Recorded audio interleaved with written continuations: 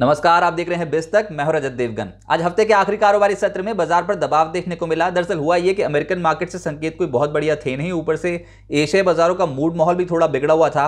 50 अंकों के आसपास की गिरावट रहेगी ऐसा एसजेएक्स निफ्टी बता रहा था और हम खुले आज नीचे, यानी कि हमने एसजेएक्स निफ्टी की बात मान ली। आज जो ओपनिंग हुई वो 18,752 के लेवल की हुई। 18,781 का हाई है, 18,800 के लेवल को अटेम्प्ट ही नहीं किया। आज फिसल पट्टी शुरू और आज के दिन का जो लो है वो है 18,639।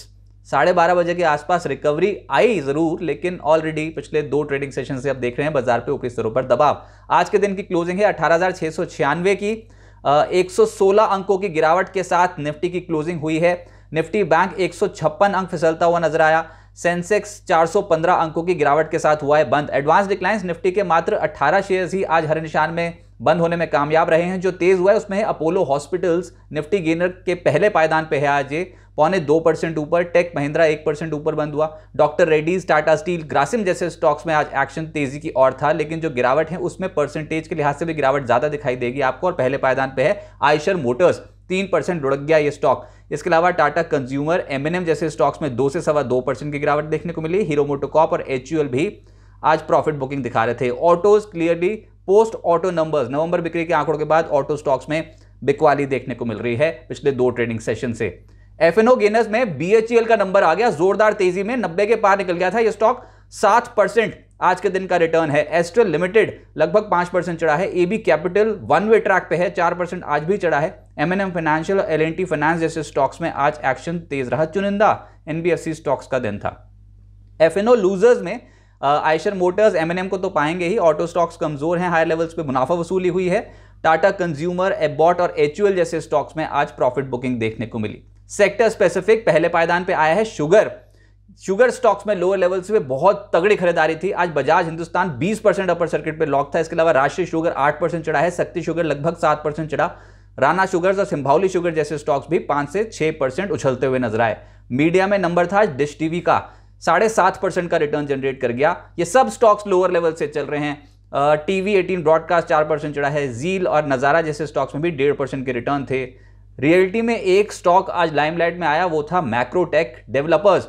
आज के दिन का रिटर्न है 5%। दरअसल हुआ ये कि जेफरीज ने अपने Asia x Japan long only portfolio और जेफरीज ने इंडिया लॉन्ग ओनली पोर्टफोलियो में बदलाव की बात कह दी और उस पोर्टफोलियो में बार बार एक नाम निकल के आ रहा था, वो था मैक्रोटेक डेवलपर्स, जिसकी वेटेज बढ़ाने की बात आ रही थी। उसके कारण आज के सत्र में जो खरीदारी हुई है इस स्टॉक में 5% के आसपास की तेजी। फिनिक्स लिमिटेड लगभग 3% के आसपास चढ़ता हुआ नजर आया। प्रेस्टीज, शोभा और आईबी रियल एस्टेट जैसे स्टॉक्स में भी एक्शन तेज था। Real estate stocks out perform करके गए हैं मार्केट को हाल फिलहाल में।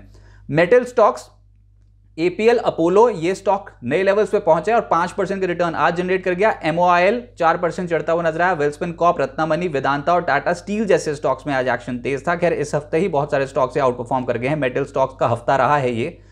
ऑटोज में मुनाफा वसूली थी। आयशर मोटर्स, एमएनएम, अशोक लेलैंड, मारुति जैसे स्टॉक्स 1.5% से 3% लुढ़के हैं। फाइनेंशियल सर्विसेज में जो गिरे हैं आज उसमें एचडीएफसी ट्विंस हैं। एचडीएफसी और एचडीएफसी बैंक बोथ आज के सत्र में गिरावट देखने को मिली है। आईसीआईसीआई बैंक, बजाज फाइनेंस और एचडीएफसी लाइफ भी आज हल्के होते हुए नजर आए। अच्छा, निफ्टी और निफ्टी बैंक रिकॉर्ड लेवल्स पे हैं, बहुत स्ट्रॉन्ग स्ट्रेच हो चुका है। ऊपरी स्तरों पे थोड़ा सुस्ता रहे हैं, लेकिन अब मिड कैप और स्मॉल कैप का जो नंबर आया है कमाल कर रहे हैं ये स्टॉक्स। और आज के दिन भी एक स्टॉक है रेमंड, 18% का रिटर्न जनरेट कर गया। इसके अलावा हिंदवेयर लगभग 9.5% चढ़ा है। एचसीसी 9% तगड़े रिटर्न दे रहा था। एमटीएआर टेक 8.5% चढ़ा है। एचएलई, ग्लासकोट, जेपी एसोसिएट जैसे स्टॉक 7-7.5% चढ़ गए हैं। पेटीएम लोअर लेवल से पलटा है। आज के दिन का रिटर्न है 7%। इस हफ्ते भी लोअर लेवल से बहुत तगड़े रिटर्न्स दे रही है। पहले ऑलरेडी बहुत डैमेज हो चुका है पेटीएम में, अब निचले स्तर से खरीदारी है।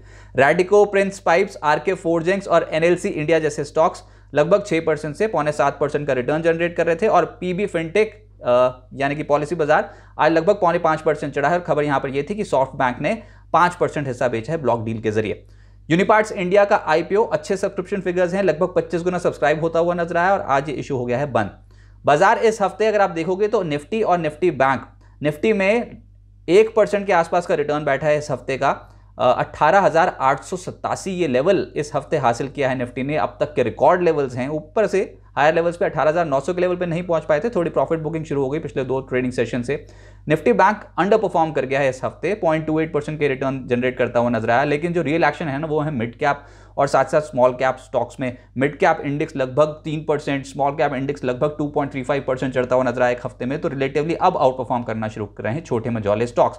इस हफ्ते निफ्टी गेनर्स में ब्रिटानिया को पाएंगे 6%, Tata steel 5.5%, UltraTech, BPCL, Grasim जैसे स्टॉक्स लगभग 5% चढ़े हैं। जो नहीं चढ़ा, जो गिरावट थी वो था आइशर मोटर्स, मारुति, कोल इंडिया, आईटीसी, बजाज फाइनेंस जैसे स्टॉक्स में। मिड कैप वीकली गेनर्स में जो छोटे मझौली कंपनी है उसमें रेमंड, जिसमें 21% का रिटर्न बैठा है, नेटवर्क 18 लगभग 18% चढ़ा है, पेटीएम बहुत पिटाई के बाद अल्टीमेटली इस हफ्ते लगभग 15.5% चढ़ा है, वरुण बेवरेजेस और NIACL 14% से ज़्यादा चढ़ते हुए नजर आए। लेकिन जो हफ्ते में इंडेक्स चढ़े हैं ना, उसमें था आईटी और मेटल्स। आईटी में मिड कैप आईटी का बोलबाला था, जिसमें बिरला सॉफ्ट इस हफ्ते लगभग 13% चढ़ा है, L&T टेक्नोलॉजी सर्विसेज 10.25% चढ़ा है, परसिस्टेंट 9.5% चढ़ा है, मैस्टेक और एम्फेसिस 8% से 8.5% चढ़े हैं। तो आप देख सकते हो कि लोअर एंड से खरीदारी हो रही है। बहुत सारे जो स्टॉक्स जिनकी पिटाई हो चुकी थी और जो पोर्टफोलियो में ऑलरेडी डैमेज कर चुके थे, अब लोअर लेवल से वैल्यू बाइंग शुरू हुई है मार्केट में। अब आगे क्या होगा देखिए, अमेरिका में जो रोजगार के आंकड़े आए हैं उनका एक बड़ा इंपैक्ट अमेरिकन मार्केट्स पे भी देखने को मिलेगा, और इसके बाद जब एशियाई बाजार खोलेंगे तो उस पर भी देखने को मिलेगा। 4 दिसंबर को इंपॉर्टेंट है कच्चे तेल का बाजार, क्योंकि ओपेक प्लस मेंबर्स की बैठक है। 5 से 7 दिसंबर को MPC RBI की पॉलिसी बैठक है, और देखते हैं कि क्या फैसला होता है ब्याज दरों को लेकर। अगले हफ्ते जापान और यूरोप के GDP आंकड़े भी आने हैं, तो बाजार क्लोजली उनको वॉच करेगा। इन लेवल्स पे कंसोलिडेशन का फेज आ सकता है। बहुत स्ट्रॉन्ग स्ट्रेच ऑलरेडी हो चुका है, हम बार बार कह रहे हैं जून ऑनवर्ड्स जो दौड़ लगानी शुरू करी है निफ्टी ने, 23% का रिटर्न जनरेट हो गया है। इन लेवल्स पे आके हाई लेवल पे अगर कंसोलिडेट भी कर जाते हैं तो भी बहुत बढ़िया। इंपॉर्टेंट लेवल्स आप नोट डाउन कर लीजिए। एक तो जो आज के दिन का लो है ना, यानी कि हमने कल भी बोला था कि 18,630 के लेवल को इतने आसानी से तोड़ेगा नहीं बाजार, और आज आप देखो 18,639 के लेवल से ही पलट गया। तो ये लेवल बहुत इंपॉर्टेंट है। लेकिन अगर आप थोड़ा पोजिशनल पर्सपेक्टिव से देखो तो ये 18,510 से 18,530 का जो लेवल है, ये भी बाजार के लिए बहुत तगड़ा लेवल है। इन लेवल्स पे अगर आए भी तो यहाँ से एक अच्छी खरीदारी बन सकती है। तो देखते हैं ये जो 18,510 18,530 के लेवल्स को अगले हफ्ते रिस्पेक्ट करते हैं कि नहीं। निफ्टी बैंक जो है उसमें 42,845 पहला लेवल है इंपॉर्टेंट, उसके बाद है 42,460। ये दो लेवल्स बहुत इंपॉर्टेंट रहेंगे। मिड कैप और स्मॉल कैप स्टॉक्स का बोलबाला ज्यादा रहेगा, लेकिन जो सबसे बड़ा इवेंट और सबसे बड़ा जो ट्रिगर है मार्केट के लिए वो है RBI की पॉलिसी अगले हफ्ते।